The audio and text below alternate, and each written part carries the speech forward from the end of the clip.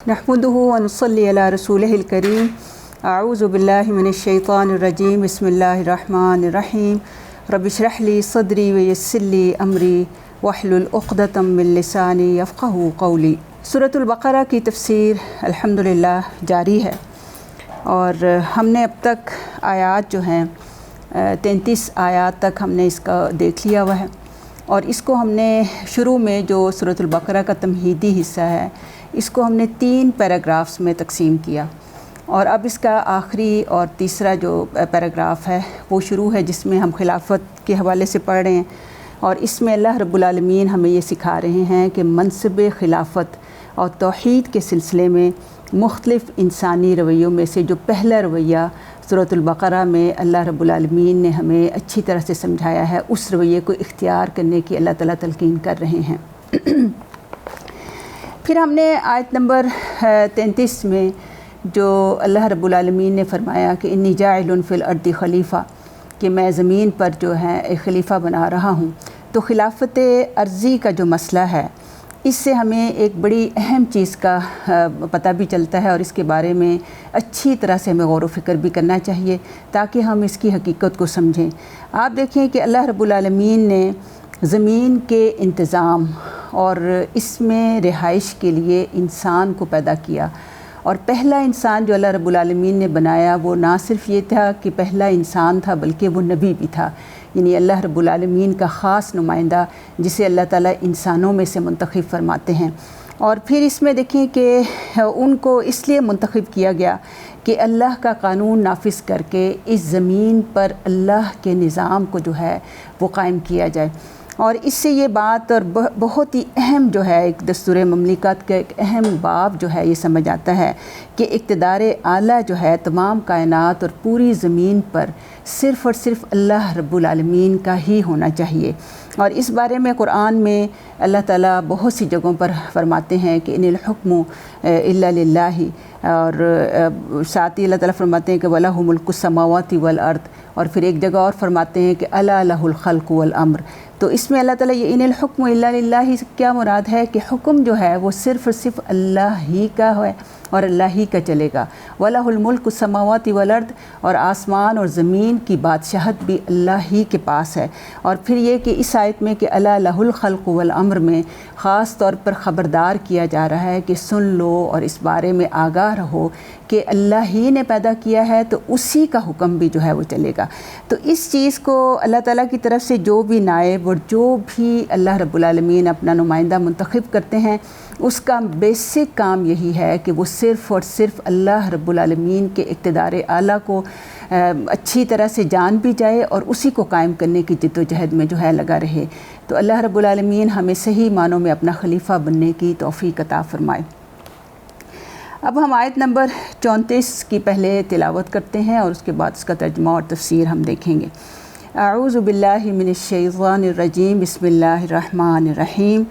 व इज़ क़ुल्ना लिल मलाइकति इसजुदू लिआदम फसजदू इल्ला इब्लीस अबा वस्तकबरा व कान मिनल काफ़िरीन। इस आयत में अल्लाह रब्बुल आलमीन फरमा रहे हैं, इसका बामुहावरा तर्जुमा देखते हैं। व इज़ क़ुल्ना, और याद करो कि जब कहा हमने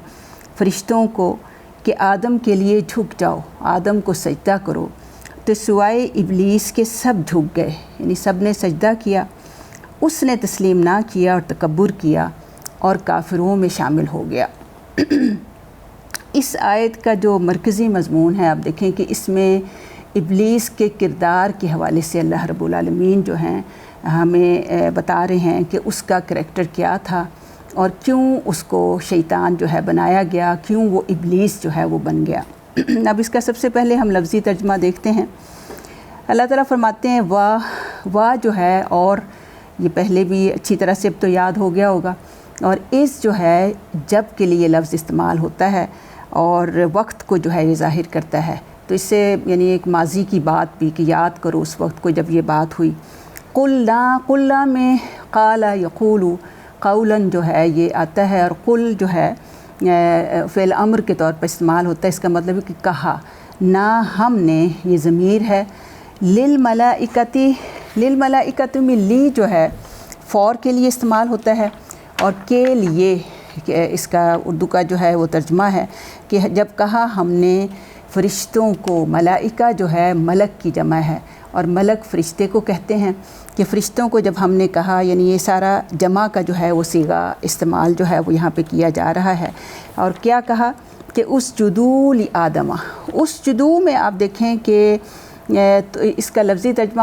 ہوگا کہ تم سب جھک جاؤ، تعظیم بجا لاؤ، اور سجدہ کا جو اس کا جو روٹ ہے وہ سجدہ ہے، سین جیم اور دال، اور اس کا مطلب یہی ہوتا ہے کہ یہ مطلب انسان کا جھک جانا اور اپنے سر کو زمین پر جو ہے وہ رکھ لینا۔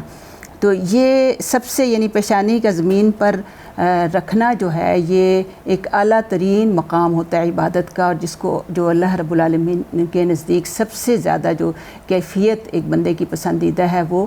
سجدے والی کیفیت ہے، اور اسی وجہ سے نبی صلی اللہ علیہ وسلم کی حدیث بھی ہے کہ سب سے زیادہ بندہ قریب جو ہے اس وقت ہوتا ہے جب وہ سجدے کے لیے اپنی پیشانی کو زمین پر جو ہے وہ لگاتا ہے۔ اب یہاں پر اگر ہم اس کی تھوڑی سی تفسیر ہم دیکھتے ہیں کہ اس میں جو کہا گیا کہ اسجدوا، کہ تم سب سجدہ کرو، تو اس کی جو سجدے کی جو لفظی جو ترکیب ہے اور اس کی جو لفظی تعریف ہے، اس میں لغوی اعتبار سے سجدہ جو ہے یہ خشوع و خضوع، عاجزی اور فروتنی کا نام ہے، اور پھر شریعت میں اللہ تعالیٰ کی بندگی کے ارادے سے، یعنی لفظی معنی کیا ہے کہ اس میں انسان بہت ہی عاجز ہو کر بہت ہی خشوع و خضوع کے ساتھ کسی بڑی ہستی کے سامنے اپنے سر کو جھکا دے، اور ظاہر ہے کہ وہ اللہ رب العالمین ہے۔ اور شرعی لحاظ سے اس کی جو تعریف ہے وہ کیا ہے کہ اللہ تعالیٰ کی بندگی کے ارادے سے پیشانی کو زمین پر رکھنا جو ہے وہ سجدہ کہلاتا ہے۔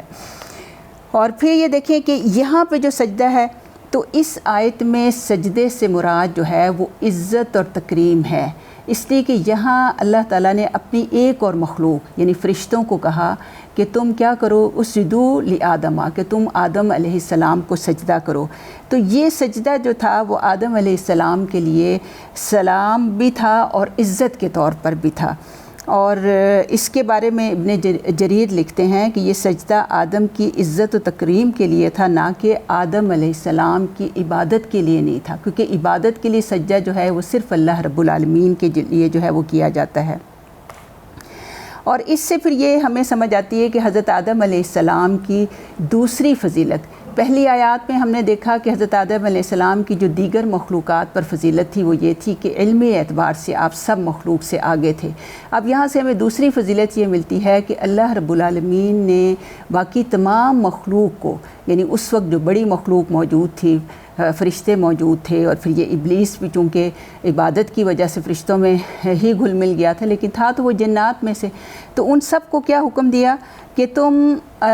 سجدہ کرو آدم علیہ السلام کو۔ تو یہ دوسرا سجدہ تھا، اور اس سجدے کے حوالے سے جو دو اقوال ملتے ہیں، علماء کے دو اقوال ملتے ہیں۔ ایک قول تو یہ ہے کہ سجدہ چونکہ اللہ کے حکم سے ساتھ یہ دراصل اصل میں اللہ ہی کو سجدہ تھا، وہ حضرت آدم علیہ السلام کو سجدہ نہیں تھا۔ اور دوسرا جو اس کے بارے میں رائے ملتی ہے وہ یہ ہے کہ یہ سجدہ تعظیمی تھا، یعنی کسی کی عزت کے لیے اس کے آگے جھکنا، اور یہ سجدہ تعظیمی جو ہے پہلی شریعتوں میں جائز بھی تھا، جیسے کہ سورہ یوسف میں ہم نے آپ پڑھیں گے کہ اس میں بھی ان کے بھائیوں نے ان کے آگے جھک گئے اور سجدہ کیا، لیکن ہماری شریعت میں اب سجدہ تعظیمی کی بھی جو ہے وہ گنجائش نہیں رہی۔ تو یہ دونوں ہی اقوال جو ہیں وہ درست ہیں کہ اللہ کا حکم تھا، اور اللہ اپنے حکم کا کسی بھی طریقے سے جو ہے وہ دوسری مخلوق کو حکم دے سکتا ہے، اور اسی سے پھر ہمیں حضرت آدم علیہ السلام کی فضیلت بھی ملی۔ پھر آگے آیت کے اگلے حصے میں اللہ تعالیٰ فرماتے ہیں کہ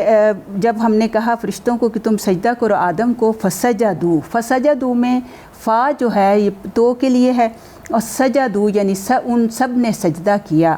تو سجدہ کیا سب نے، الا مگر، یہ حرف استثناء ہے، ایکسیپٹ یا سوائے کے لیے استعمال ہوتا ہے، ابلیس، سوائے ابلیس کے۔ اب ابلیس جو ہے یہ اس کا روٹ جو ہے وہ بلسا ہے، بلسا یبلسو ابلاسن، اس کا لفظی معنی مایوس اور نا امید ہونا ہے۔ اس نام کی اصل میں جو مناسبت ہے کہ شیطان کا نام ابلیس کیوں رکھا گیا، کہ اس کی وجہ یہ ہے کہ اس نے آدم علیہ السلام کی عزت و تکریم بجا لانے میں حکم الہی کی نافرمانی کی، اور پھر وہ وہاں سے نکالا اور راندہ درگاہ ہوا، اور رحمت الہی سے مایوس و نامراد ہوا۔ ابلاس جو ہے یہ یعنی مایوسی کا آخری درجہ ہے۔ تو ابلیس یعنی شیطان کو ابلیس اس لیے کہا جاتا ہے کہ وہ بالکل اللہ کی رحمت سے اب مایوس ہے، اللہ کی رحمت اس کو کبھی بھی حاصل نہیں ہو سکتی، اور بالکل وہ نامراد جو ہے وہ ہو گیا ہے۔ اور پھر قرآن ابلیس کون تھا؟ قرآن خود اس کے بارے میں بتاتا ہے کہ کان من الجن ففسق عن امر ربہ۔ یہ سورہ کہف کی ہم آیت نمبر 50 میں دیکھتے ہیں کہ وہ جنوں میں سے تھا اور اس نے اپنے رب کے حکم سے جو ہے وہ نافرمانی کی، اور اس نافرمانی سے پہلے چونکہ وہ عبادت اور ریاضت کی وجہ سے وہ ملائکہ کی صف میں شامل ہو چکا تھا، اور اس سے اس نے اپنے باقی جنات کو جو ہے جب انہوں نے سرکشی کی دنیا میں، تو اس نے جب اللہ تعالیٰ نے حکم دیا تو اس نے خود ہی ان کو مار کے جو ہے پانی کی طرف دھکیلا، لیکن خود آسمان پر شامل ہو گیا، اور اللہ تعالیٰ کی حکمت بھی یہی تھی۔ اور وہ یہاں تک آتا ہے اس کے بارے میں کہ آسمان پر کوئی ایسی جگہ نہیں تھی جہاں پہ اس نے سجدہ نہ کیا تھا، لیکن یہ کہ اس کے اندر یہ ضرور یہ تمنا تھی، اس کے دل میں یہ تمنا تھی، جیسے کہ امام ابن کثیر اپنی تفسیر ابن کثیر میں لکھتے ہیں کہ اس کے دل میں یہ تھی خلافت عرضی کی، وہ آس بھی لگائی بیٹھا تھا، اور اسے یہ امید تھی کہ اللہ تعالیٰ ضرور ہی مجھے میری اتنی بڑی خدمت کے عوض مجھے جو ہے یہ ضرور ہی اس خدمت سے، اس خلعت سے جو ہے نوازیں گے، لیکن ایسا نہیں ہوا، اور اس کی اس بری نیت کی وجہ سے اللہ رب العالمین نے پھر اس کو ہدایت حاصل کرنے کی توفیق نہ بخشی۔ تو اللہ رب العالمین یہ سب جاننا اس وجہ سے ضروری ہے کہ اللہ تعالیٰ ہمیں شیطان کی اس سرش سے جو ہے ہمیں بچائے، اور ہمارے دل سے ہر طرح کا حسد اور رقابت جو ہے وہ نکل جائے۔ اللہ تعالیٰ ہمیں اس ابلیسی کیفیت، ابلیسی کردار سے جو ہے وہ محفوظ رکھے۔ وما علینا الا البلاغ المبین۔